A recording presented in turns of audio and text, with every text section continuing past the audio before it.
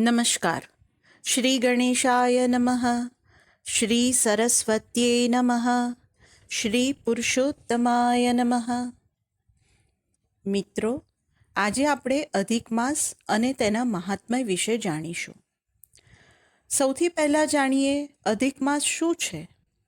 હિન્દુ પંચાંગ અને વૈદિક જ્યોતિષ શાસ્ત્ર મુજબ સૌર કેલેન્ડરમાં કુલ 365 દિવસ હોય છે, જે આપણને સૌને ખબર છે.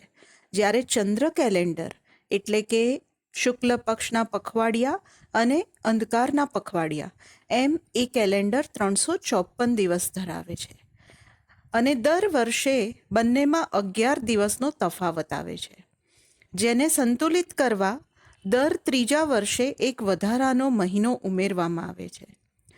આ વૈજ્ઞાનિક ગણતરી અને આયોજનના કારણે જ આપણા દરેક તહેવારો દર વર્ષે સંલગ્નિત ઋતુઓમાં જ આવે છે. આમાં વધુમાં ઉમેરાતા માસને અધિક માસ કહેવામાં આવે છે.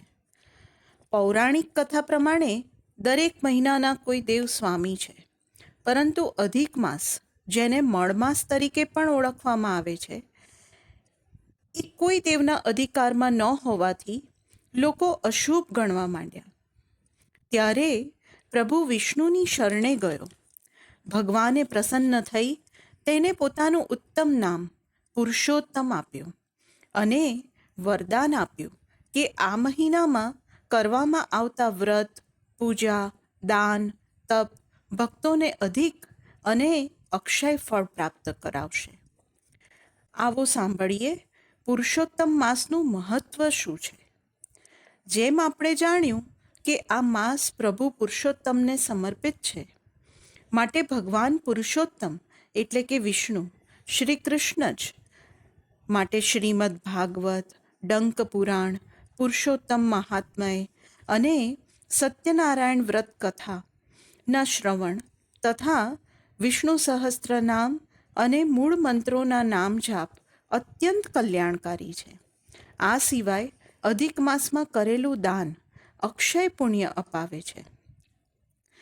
જેમ કે ભૂખ્યાને ભોજન, દૈવીય વૃક્ષો નીચે દીપદાન અને જરૂરિયાતમંદને દવા, વસ્ત્રદાન કંઈ પણ કરી શકાય, પણ દાન માટે સાચી શ્રદ્ધા અને ભાવના મહત્વની છે. સાચા મનથી કરેલું નજીવું દાન પણ અક્ષય ફળદાયી છે. હવે જોઈએ કે આ માસમાં શું ન કરવું. આ માસમાં લગ્ન, જનોઈ, ગૃહપ્રવેશ જેવા માંગલિક કાર્યો નથી થતા. જે વાહન, જમીન કે એવી મોટી ખરીદી પણ ટાળવામાં આવે છે. શા માટે આવું વર્જિત છે?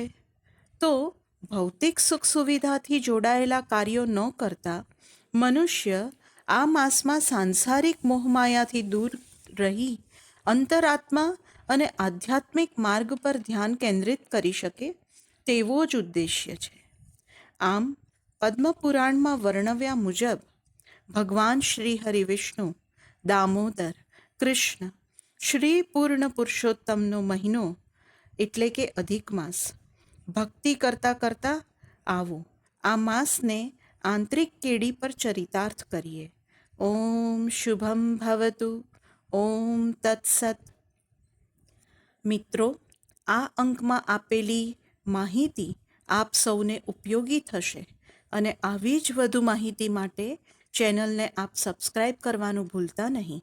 ફરી મળીશું આવા જ ભક્તિ રસ સાથે. ત્યાં સુધી વિરામ લઈએ.